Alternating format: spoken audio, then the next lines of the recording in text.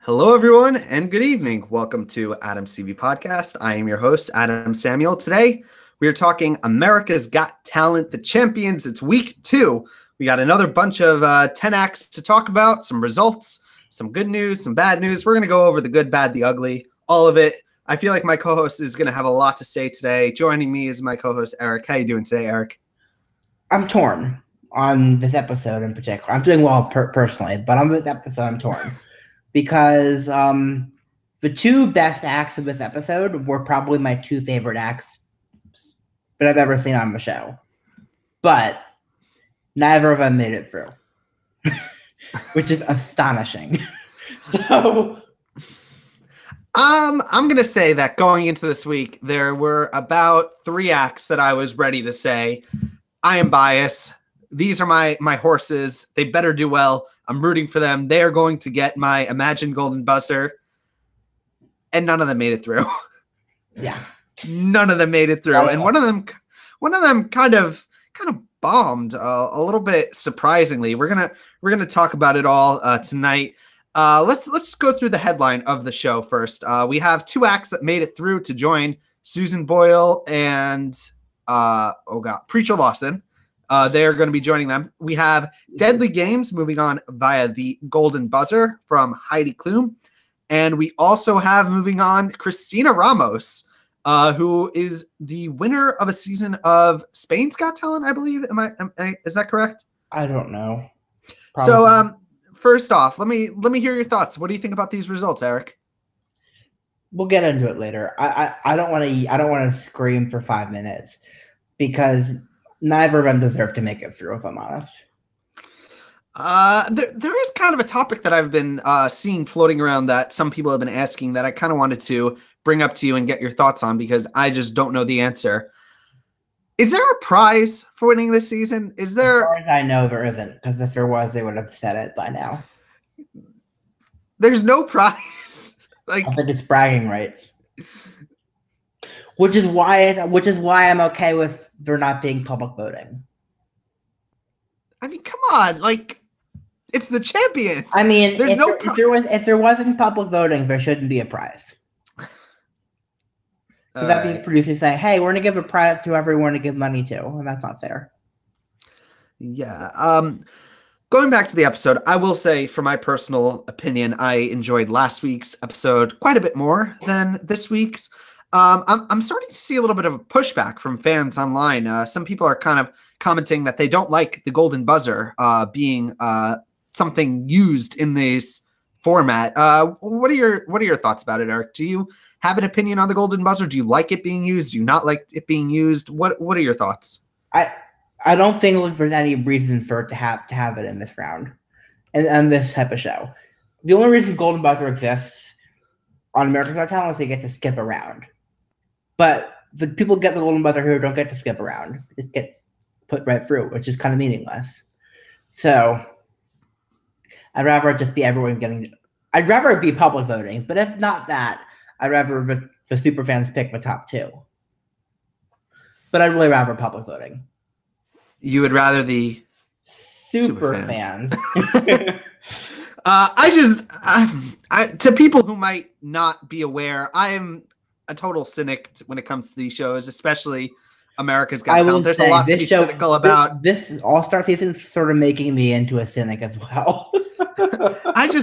For those people who are complaining about the golden buzzer, whether it not being used right, whether it being used right, I just want to say the whole idea of it, that the idea came from Simon Cowell's mind, that he is the golden buzzer is like it's a tool to make something go viral. It's not to make the right act advance. It's to make a viral moment that will get a lot of views on YouTube and propel a contestant that Simon Cowell maybe has hopes for. And that's kind of it. And it's not a predictable thing. There's no way to predict how it's going to go. And that's just kind of what it is. And there's not except for last week is super predictable how it would go.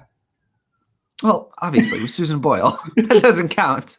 There was no Susan Boyle this week, although there was one contestant who is the closest, but not anywhere near that level. But the contestant this week that kind of is a little bit that level of this batch, We'll talk about her in a few minutes. Another thing I want to bring up is a bit of a conspiracy theory that I want to hear your thoughts about, Eric. So this week during the performances, there was the judges. They are sitting in front of the stage, and in front between the judges and the stage, there was a little bit of a space, and there were a lot of people there dancing and very into the music and whatever. A lot of people are kind of saying that those people might not be regular viewers, that they might be Of course they're plants, but maybe I had the theory that, Eric, maybe those people are in fact the super fans. What do you think? Who are those people? Because they are very into the show, more than I think I, as a super fan, they're cast to be an actual super fan. I think they're picked out a line and contest or something. That's my guess. Either that or they're hired. All right. Who knows? All right. Anyway, I just have a last few couple of questions I want to ask. So, Eric, you've watched all 10 acts. Who got your golden buzzer from this week? If you were one of the judges and you're giving the golden buzzer this week, who's getting it? God, this is tough. This is really tough, actually, because there are two. And I don't know which one I'd give it to. You got to give it to one. Only one. Piff the Magic Dragon. I'm going to disagree. I love Piff the Magic Dragon. I would still he would be in my top 2 moving on. But for me, I can't not give the golden buzzer to anyone but Darcy. Like there's no one else. And she was obviously the other one I was wobbling over. And the reason I wouldn't give it to her is because she is the most talented actor I've ever seen on America's Got Talent. And therefore she didn't make it through. She doesn't need the golden buzzer is why I'd give it to Piff. Well, apparently she did. She shouldn't have needed the golden buzzer is why I would give it to Piff. I don't understand a little bit why someone would like Darcy would want to come back onto the show. I understand that she's competitive, that she wants to give it another try. But zero reason to. Zero. But she got an NBC Christmas special for F's sake. She won her season.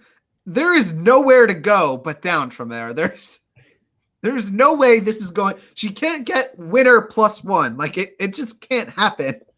And I'm like, no, Darcy, you don't need to be here. You're so good. You don't. But at the same time, I am also just such a big fan of hers, and I am also excited to see whenever she performs. Did you manage to catch her Christmas special, Eric? I watched like a couple clips of it with her singing without the puppet, and a couple clips of it, and the clips were really good. I mean, she is absolutely insane. And we might as well dive right into her performance now. Might as well, right? One last question before we get into her performance. This is just a bit of a more general question. Hypothetically, Eric, let's say this week was a traditional format of America's Got Talent. It's a regular themed episode. 4 acts are going through, Eric. Who are the 4 acts going through of your picks? Who would I pick to go through? Who would you pick of this show for to advance? Can I judge it based on stuff other than this episode, or does that have to be based on the whatever your criteria is, Eric? I'm going to judge based on just this episode, though. Okay, well, since you're doing that, I'll do the same thing, and I'll say Darcy, Ashley, and Sully, Piff the Magic Dragon, and I might give it to Courtney, actually. I would go Darcy, Piff, Ashley, and Sully, and I would go Light Balance. I enjoyed their performance. I like them, but I think Courtney actually stepped it up big time because she enunciated this week, and I can understand what she was saying, and that made a big difference. All right, let's get into some of these performances. Let's start it off with Darcy Lynn performing in the Death Spot. She's performing Nutbush, I think is what the Nutbush City Limits. Nutbush City Limits and Proud Mary. Kind of, it wasn't a mashup. It was more of a. It was a mashup. I thought it was more of a like she finishes one and she kind of goes into the next one. I don't know. Technically a mashup. All right. I just have from my notes. First off, she's very brave to come back because she has a lot to lose compared to everyone else who could maybe. Well, she's not even to lose, but she has nothing to gain. Yeah, exactly. One thing that kind of surprised me is I actually haven't caught her Christmas special, and she actually sang by herself, like without the puppet. And I was like, oh, okay, this is a bit of a change.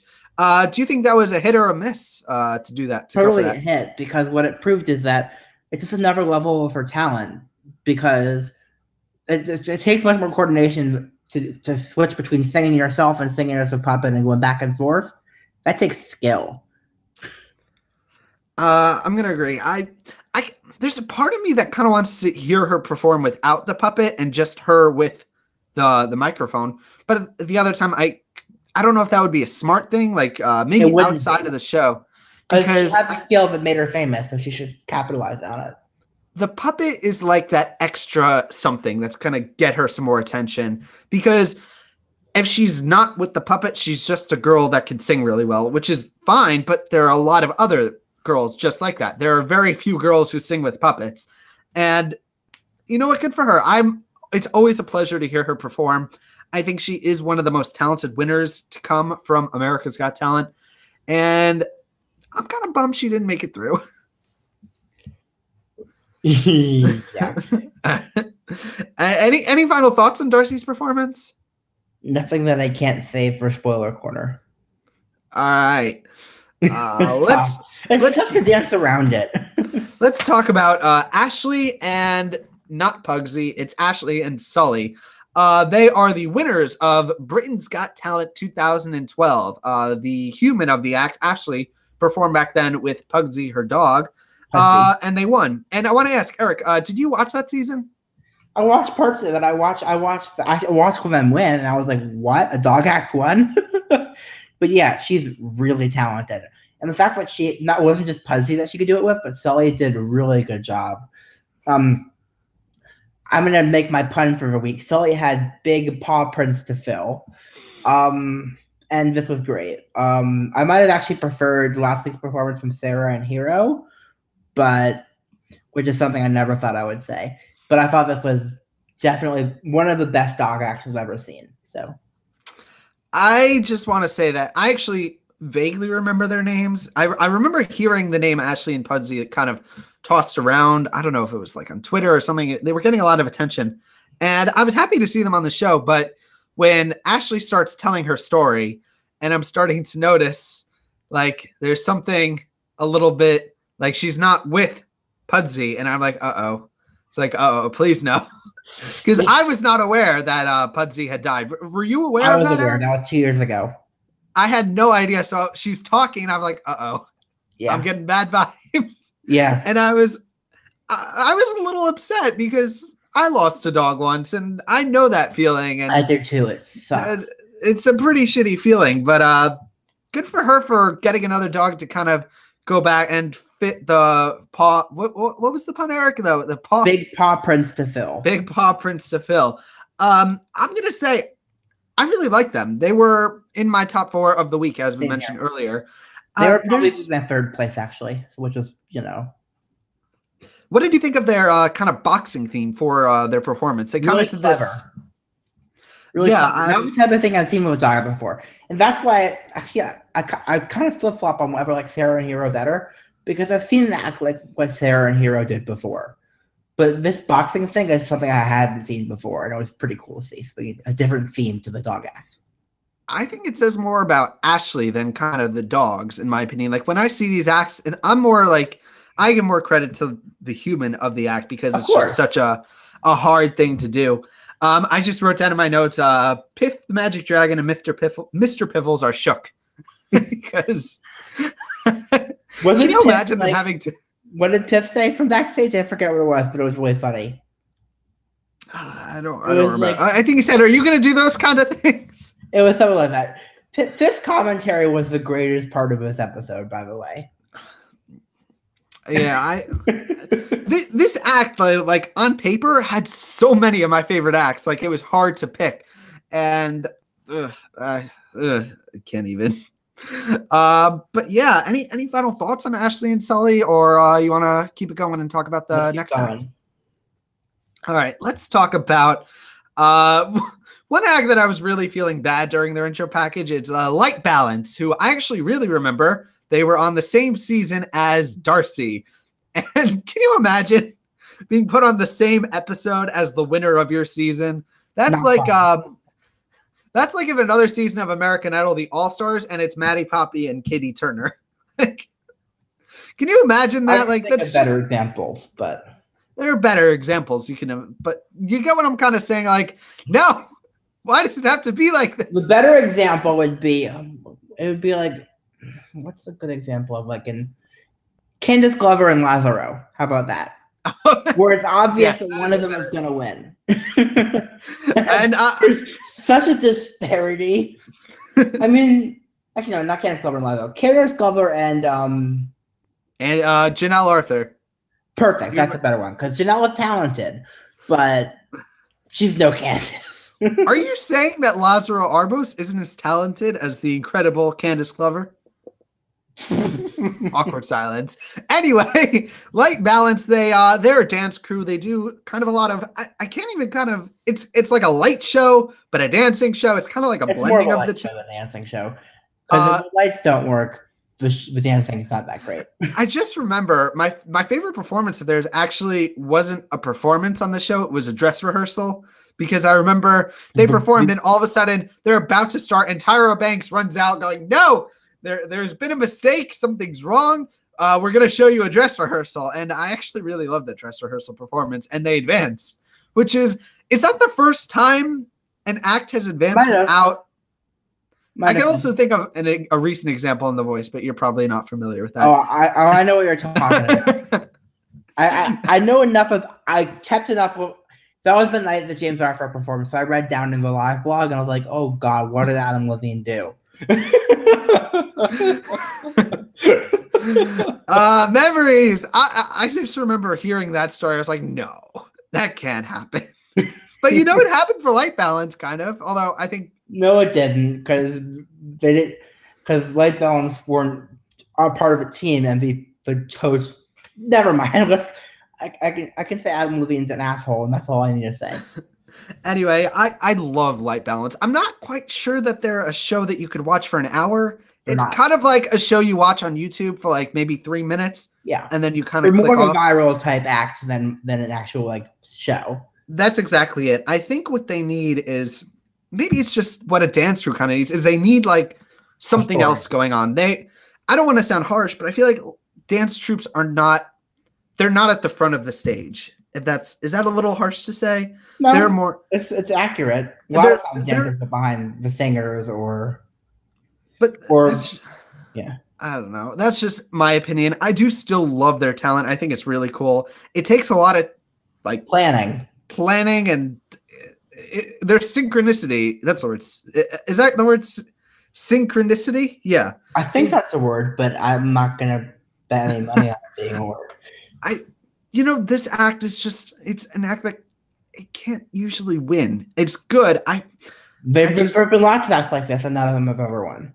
Exactly. And just putting them on the same week as Darcy is a little cruel. It's mean. It's cruel and unusual punishment. Yeah. Simon wrote down, I think, I'm not sure if I'm paraphrasing, or I think he calls them, they could have won their season is what he said.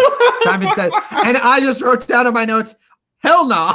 Yeah. Darcy was winning as soon as she started performing in her audition. With a puppet. She came, there was no chance. Like, it was just Grace Vanderwaal all over again. No, which, by the way, Grace Vanderwaal deserved to win. Darcy deserved to win. I gotta ask though, no Grace Vanderwaal this season of AGT the Champions. Do you think she turned it down? Probably. I don't know. Her and Lindsay Sterling, the two other acts I feel like we're missing a little bit from this. Terry Fader as well. Anyway. Franco. Oh, no Matt Franco? I didn't even realize. I don't think so. All right. Anyway, let's go on to another act that is a personal favorite of mine that is near and dear to my heart. It is Taylor Williamson. He is a stand-up comic. He is from America's Got Talent from 2013. And I have like such a soft spot for Taylor Williamson because I remember watching the season, and I'm gonna say this. I think the season he was on was the most I've ever been invested in an AGT season. I remember this was my all-time like highest interest in the show. I was obsessed with Kenichi Ibina doing his ridiculous tricks, Cammie Bradley, even a little bit Collins Key was kind of cool. There was also kind of like an attractions act that was really cool. I think they were called Catapult Entertainment. That season had the best cast. Of all the seasons I've seen, nothing has touched it. And in my opinion, Taylor is one of those stars of the season. He was the runner-up.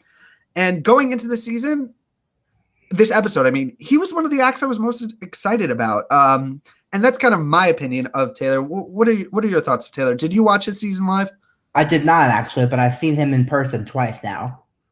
How is he live? Good. I mean, he's much better than this. I mean, the problem was this was not his best set at all.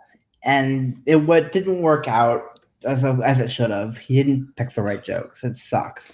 But I still think that Simon should not have been negative to anybody who comes back to compete for a second time. And that bugs me. Yeah.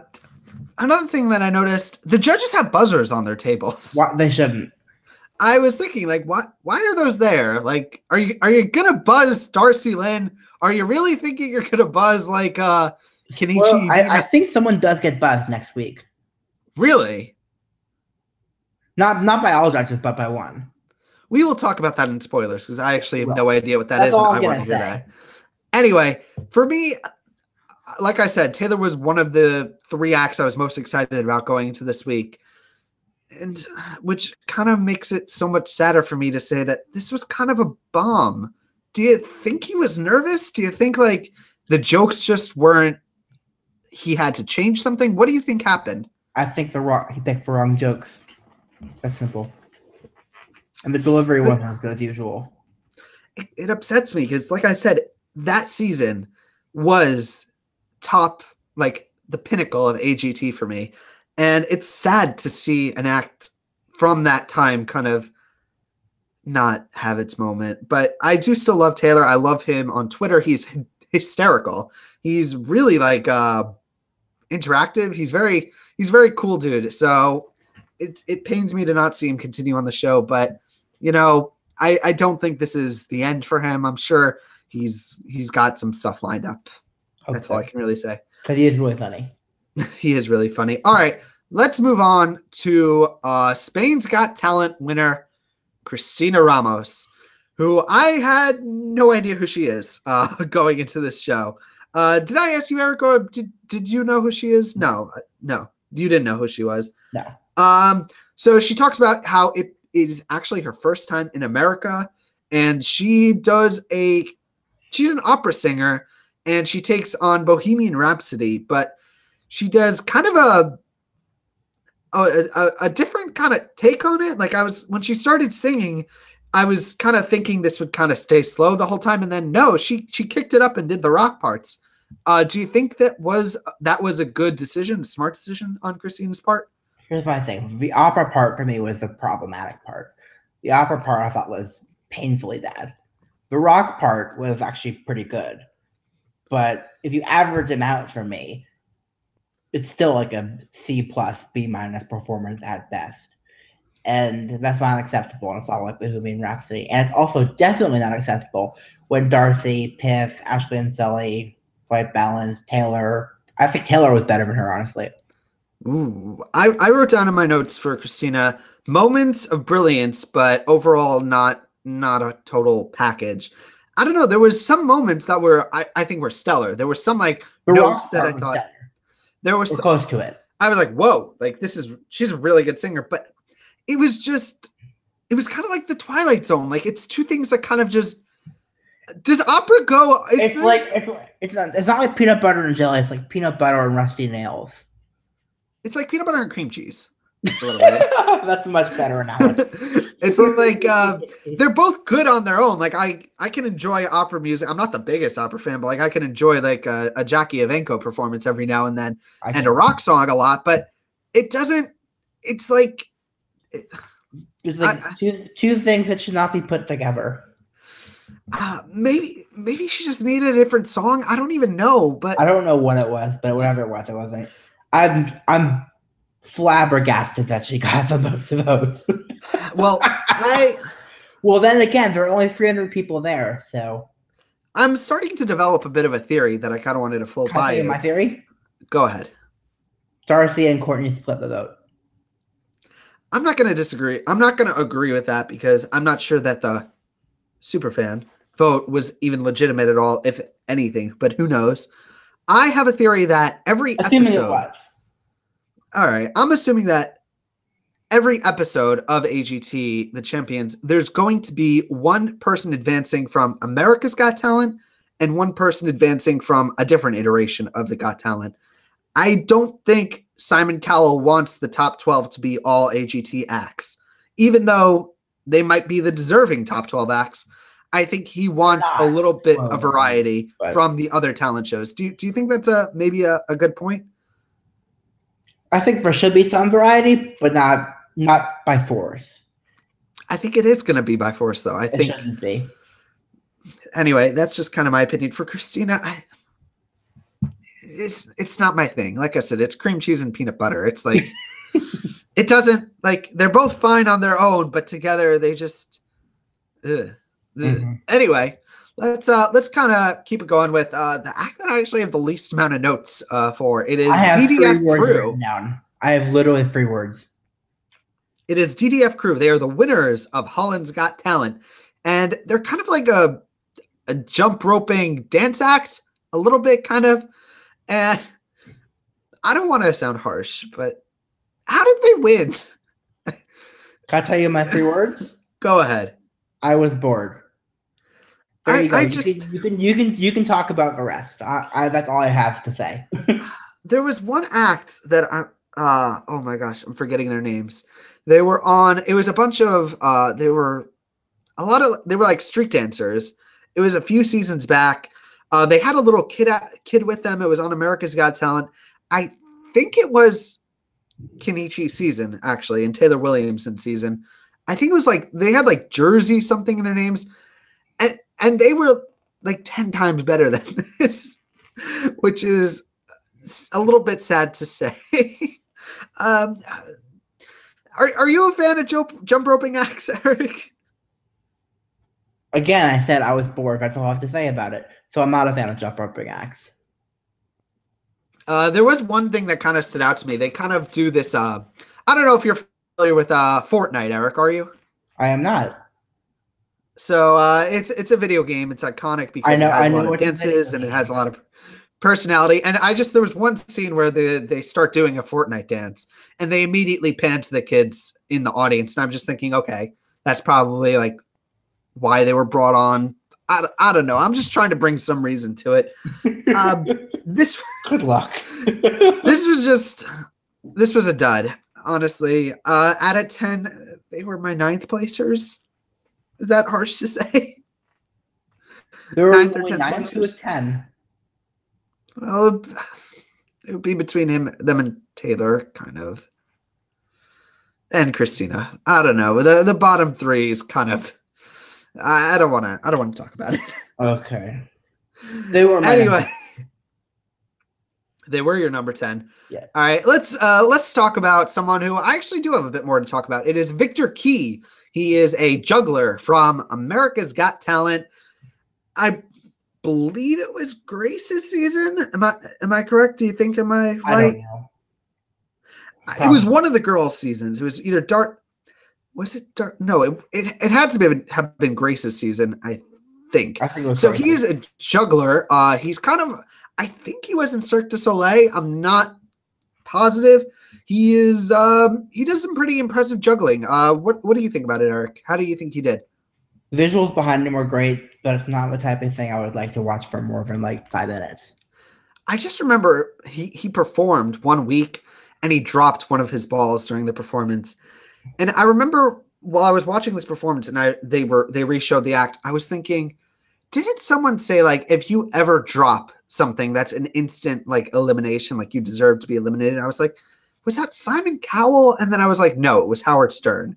And it was like Howard Stern was really hard on the jugglers because he still advanced that week. I believe when he dropped the ball, he still ended up going through, which is really impressive and kind of. Well, he was on when Howard Stern was on. It was before Grace. No, it was with. No, I'm saying it's because Howard Stern wasn't there. Oh, he didn't get buried for dropping a ball. We'll edit this part out in post. Yeah. I want to ask you, Eric, why do you think he didn't win his season? It's kind of a easy question. Because Grace was on, for better or worse. Brian Justin Crum was better. He's my favorite from that year. I could go on. Anyway, so for me, Victor Key, I don't see his show being. He's another one of those cases where it's like a clip on YouTube. Like I'm not gonna go out to watch this show. It's a little.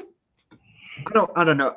I love these kinds of acts, so I don't really want to kind of knock them. It's almost a little too artsy. Is that that's the thing, and that's exactly what I was trying to say. Actually, I think it's a little bit much. Like the dude's just juggling, like, and it's like some spiritual moment, and I'm like, maybe you got some other cool tricks, like maybe I don't know, like toss an apple, or I don't know. Okay, I'm trying here. I will do you a favor and edit this part out of the podcast if you want me to. No, this is quality content on Adam's TV podcast. Anyway, that's kind of my thoughts on Victor Key. He first of all, just want to say he seems like a really cool dude. I feel like of the acts this season, of the acts this week, he is the one of the bunch that I'm going to point at and go, he's got a story. Like there is something going on with him. He has seen some stuff. He is the one contestant that I would want to like sit down and interview because he's got some stories to tell. Okay. All right, let's keep it going and talk about Courtney Hadwin, a name that we have not talked about in 6 months. It's been many months. It's been so many months since we last talked about her. She was on AGT season 13. She was a finalist. She did not make it into the top 2. She was in the top 5. Or top 5 at all. How did she live up to the hype, Eric? What did you think? So I think this is by far the best performance she's ever given on AGT period for me. Because her vocals, she's always had a good range and a good rasp to her voice, but her enunciation up till now has been horrible and it's been holding her back. I don't know why, but this is the first time I can actually understand all the words she was saying, and she toned things down in the right way. And that I know she didn't make it through, but if she performs more songs like this, I can actually see myself becoming a fan of hers. Don't jinx it. She'll be on Idol this season. Somehow. Okay. Anyway, I remember talking at length about Courtney. I've given my opinion about her. It's a little much for me. You have to say this was a better vocal than before, right? Yes, I did write down in my notes that I thought this was my favorite performance of hers, period, which is good. Good job, Courtney. I just have this question for you, Eric. Is she, though, worth bringing back? Is she on the same talent as some of these other acts, as some of these winners? How do you think she stood up? I don't know. I do know that Simon gave her a record deal, so that's why she's back. I mean, I just want to say I'd much rather have her back than Michael Ketterer, and that's all I can really say. Preach. Anyway, yeah. That story was crazy. Anyway, for Courtney, Simon definitely, I feel like, he's obsessed with her, and I wouldn't be surprised if she pops up on some other show. Are there other shows that Simon Cowell runs? No, but the thing is, she doesn't need to pop on that another show because she got a record deal out of it. Maybe she'll be on X Factor. No, she won't. She got a record deal already. Don't underestimate the Simon Cowell. Simon Cowell doesn't bring people back to perform on shows unless they already got a record deal, with the exception of this All-Star season. Yeah, I was really surprised she made top 3. I don't Well, she think she did. Oh, I deserved. mean, tonight she made top 3. I Yeah. don't think she maybe deserved to make top 3. I would. I I don't she know did how not. Piff the Magic Dragon didn't make it. Piff deserved to be there, Uh, and Ashley and Sully deserved to be there over her. Anyway, that's kind of my opinion on Courtney. And unless you have anything else, we'll keep it going. Let's keep going. All right, let's talk about Deadly Games. Deadly Games they are the only acts, I believe, who they weren't finalists. Am I correct? I think they were just semifinalists. I think so. They were on season. I think this was Grace's season, or maybe it was who won before Grace? Was that Matt? Was that Matt before? It was Paul Zerden before Grace. Oh, I think they were on Paul Zerden. Was it that season? Let me Google it, and I'll cut it, and we'll trim this part out. All right. So I just have on my notes. Why were they brought back?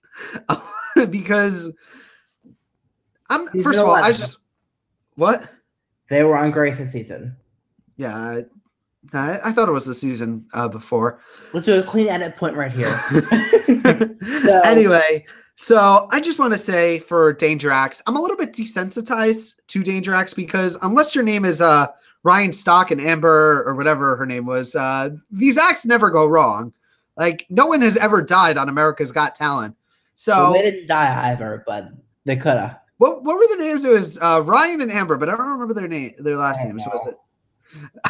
That was nuts. Do you remember that? I remember her first audition was hilarious. I just remember. I don't remember their first audition. It was so gross. It was the one type of gross thing that I could actually watch, not because of what they were doing, but because all the reactions in the audience was so funny. Anyway, like I said, I'm a little desensitized because nothing ever goes wrong. Like even though nothing ever goes wrong, I still don't watch the type of that. I feel like every now and then, this is a little horrible to say, but something kind of needs to go wrong for me to believe that something can go wrong. Because if everything just keeps... You want these poor people... I don't want to see people... You know what? You understand what I'm saying. Like, if do, everyone just keeps getting it right, like, it takes away the fact that it's a danger act. Because if no one's getting hurt and you're doing it all perfectly, like... There's not much of a danger. There's no danger, which is really terrible for me to say. But anyway, they actually end up getting the golden buzzer, which I was like, what? I was like, what? Them over anyone else except for 2 others? What did the judges see, Eric? I don't know what I saw because I didn't see any of it because I fast forwarded. Because on principle, I don't watch danger acts because there's one type of act that I will not watch because even if something never goes wrong, the fact that it might means I don't want to watch it. Eric, nothing goes wrong on these shows. Well, because I should have watched it because it was pre-taped, and therefore nothing would have gone wrong. If something went wrong, they wouldn't have shown it. If something went wrong, they'll be standing there. There'll be like someone lying on the floor, like calling for a medic, and it'll just be blurred out. Yeah. Like there'll be a black box. Yeah. Anyway, they got the golden buzzer, and we're gonna see them again. So you're going to see them again. I'm not committing to seeing them. I don't know. These acts just aren't for me. Maybe it's because they don't want a full thing of singers, like a finale, which is insane a little bit. That's not. Well, they could have other acts that aren't singers, like the next act, or. Let's talk about the final act because you actually recently saw Piff the Magic Dragon. Mr. Piffles. Our finale act of the night, Mr. Piffles and Piff the Magic Dragon, one of my favorite acts from America's Got Talent. This was the season with Paul Zerden, I'm pretty sure, right? It was.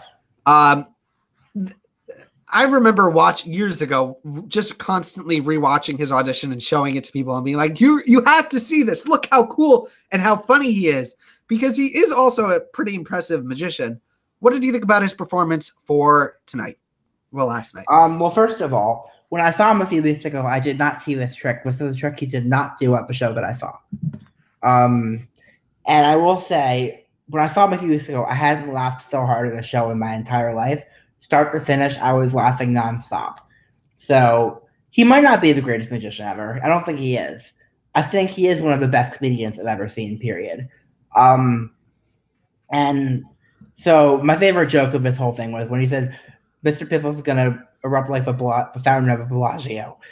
Like, oh my God. I just love his commitment to the character. Like, he has dived into this Piff the Magic Dragon. I don't even know what his real name is. Don Vanderput.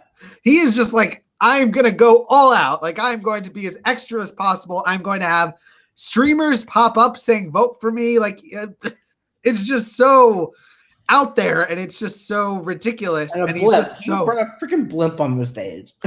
But let's talk about his act for a moment, because he does this trick where Heidi Klum comes on stage. She kind of gives him a ring, which, by the way, just a question, Eric, is that really her ring? I would hope not. I'm always like wondering, like when they're like, oh, this is a $1,000. Well, he didn't talk about how much it cost, so you never know. And he kind of feeds it to Mr. Piffles, and Mr. Piffles eats it. And all of a sudden, Mr. Piffles poops out an egg, and the ring is in the egg, which is ridiculous. And it's a really simple trick, but the magic isn't the draw a little bit. Exactly. Here. The magic is basically secondary for Piff. It's the character and the comedy is what makes him. Yeah, the tricks are kind of, I don't know if this is the correct word, a little bit like elementary in like magic. Like, they're not big tricks. They're very simple. They're very small things. Well, that's the point. It's sleight of hand. I would like a little bit more, like, I don't know. Maybe. Here's my thing. I could care less about the magic. His thing is that he's a great comedian who occasionally does magic tricks. Yeah, I just want to say, like, when he just started walking out on stage and he has the box, the Piff magic box, and he puts it down and the thing comes out and it, like, does the weird twisty thing, I was grinning like an idiot, because I was like, this is happening again. Like, this is actually, this is something that's spectacular. You mean vitacular. Piff magic box was actually in the toaster oven, by the way. Really? He had a toaster oven called Piff magic box. I just want to say Piff is just such a joy and such a pleasure to watch. Eric, you watched him live and you got to hold Mr. Piffles in person. Is Mr. Piffles, was he sad when you got to meet him? Well, he kind of has a permanent sad expression on his face, but that's because all chihuahuas have that permanent sad expression on their face. So, but yeah, I could tell that Piff takes good care of him. Is he a very, like, small, like, he looks tiny. Like, is he heavy? He looks like a... Yeah, he's tiny. Did he get to pet him? I'm so jealous. I got to hold him, not to pet him. Did you ask him any questions? Because there's actually a YouTube video of him talking, like with subtitles. They did you see that video, Eric? No. It's really funny. Just putting that out there. Anyway, so we get on to our results. Deadly Games, moving on. Top 3. Courtney Hadwin, Christina Ramos, Darcy Lynn. And at this point, I was like, uh-oh. And Darcy Lynn doesn't make it. Christina Ramos makes it. And I was like, no. How did this happen, Eric? What were the super fans thinking?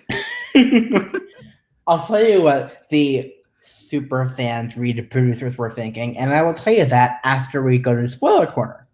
All right. So that is our episode. We are going to be back next week for those of you who are going to be dropping out now for our spoiler section. All 2 of our viewers, and I'm pretty sure one of them is me because I have it open in another tab. This is your spoiler warning. We are going to be talking spoilers. So, Eric, let's hear them. What do you got? Tell me some spoilers. Well, Darcy comes back. Darcy not only comes back as a wild card, she wins, which is I don't know. There was something But super fans did a great job of creating some controversy. Oh, And let's hear creating what. arc for her. Let's hear what. What was the controversy? The fact that Darcy got cut and then she gets to come back and win. Oh, I mean, It's an arc for her. you mentioned earlier about an act possibly getting buzzed. Can you shed some light onto that? I don't think it's next. I don't know if it's next week, but the regurgitator apparently gets buzzed by Simon. I would buzz. I would buzz him too. Yeah, I would as well. But anyway, any final thoughts on this episode, on the week, looking forward? Any other things you want to mention? Out from the fact that it's ridiculous we're not going to get to see Pith again. That's all I have to mention. Has he made any comments on social media? Have you been following him? Has he? Of course, has he broke his silence? He hasn't really talked about it ever in any negative way, despite the fact that he definitely has a right to, because he should have made it through. Who was the other wild card? There were 2 wild cards. Who was the other one? I don't know who the other one was. Anyway, look it up. I guess that's going to be our show for tonight. I can tell you that I am Adam Samuel. You can find me on Twitter at Adam Soapbox. Run my 2 websites, adamsoapbox.com, adamcvblog.com. Where can we find you, Eric? EricAscher.com, Eric_Ascher on Twitter, EricAscher01 on YouTube. So, next week, any names you're particularly looking forward to performing? Well, I don't know who's on next week. I don't know if we're taping them in order. I believe John Dorenbos is the only name I've heard tossed around performing next week. I think. I don't know the order of the acts, so I don't want to talk about it, honestly.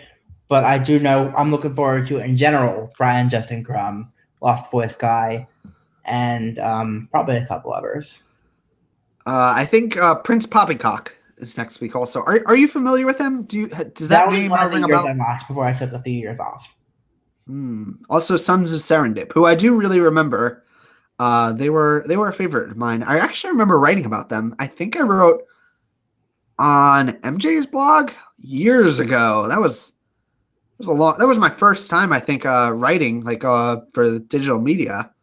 So that's kind of a blast from the past right there. Anyway, Eric, any final thoughts, or we're gonna close this thing up? Any final thoughts, Eric? Nope. All right, so guys, we will be back next week. American Idol coming up. Actually, not coming up. I was thinking February, but they're not. That's not till March, right? That's till March. Oh Jesus. Oh God. Anyway, until next time, guys. This was fun. Peace. Bye. Bye.